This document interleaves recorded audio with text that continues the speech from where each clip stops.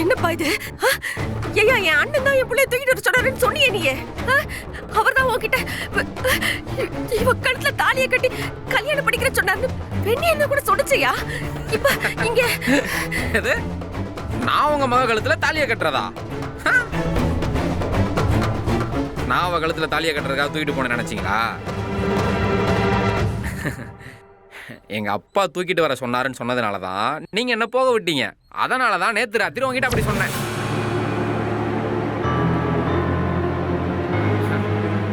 நான் ஒண்ணு அவ கழுத்துல தாலியை கட்டி குடும்பம் நடத்துறதுக்காக ஒண்ணு தூக்கிட்டு போல. உங்க புருஷனை அவமானப்படுத்தணுன்றதுக்காக தான் தூக்கிட்டு போனேன். இங்க பாருங்க, மறுபடியும் சொல்றேன், உங்க மகளை எப்படி தூக்கிட்டு போனனோ அதே மாதிரி பத்திரமா கொண்டு வந்து இங்க வச்சிருக்கேன். இனிமே உங்களுக்கும் சரி உங்க குடும்பத்துக்கும் சரி கோடி கும்பிடு. இதுக்கப்புறம் உங்க திசை பக்கமே திரும்பி வர மாட்டேன். ஆளை விடுங்கப்பா சாமி.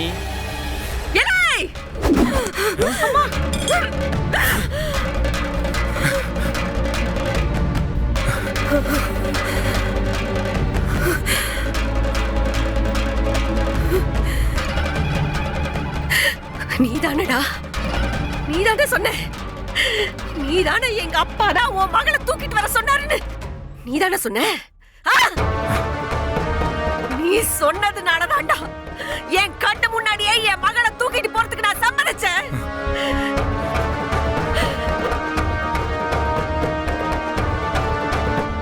ஆனா நீ இப்படி என் மகளை தூக்கிட்டு போய் எங்கடையோ கொண்டு போய் வச்சிருந்து அவளை அசிங்கப்படுத்தணுங்கிறக்காண்டியே இப்படி ஒரு காரியத்தை செய்வேன்னு எனக்கு தெரிஞ்சிருந்தா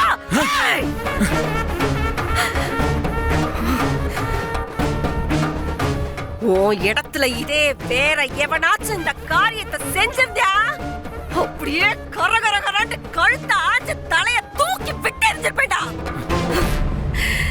இப்பவும் என் அண்ணன் மயனாச்சு, நான் வளர்த்த பிள்ளையாச்சு, என் ரத்தமாச்சேன்னுதான் உன்னை சும்மா விடுறேன். இல்ல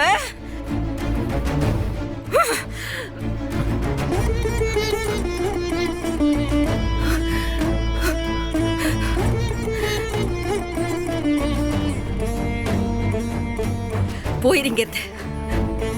என் கண்ணு முன்னாடி நிக்காத, போயிருங்க.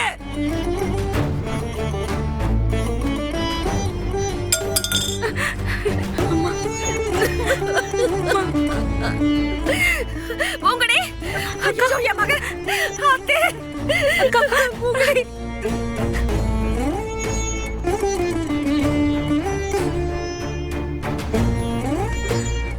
எடி போடி, கொஞ்சம் தள்ளி கொண்டாடி போ.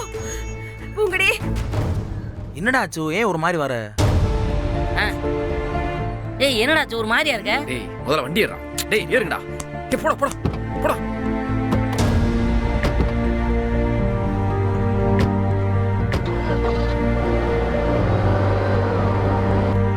உங்களே பார்த்தா கொஞ்சம் கண்ணை திறந்து பாருதா. எத்தா ஐயோ, என் மகன் கண்ணை திறக்க மாட்டேங்கிறாளே. பூங்கடி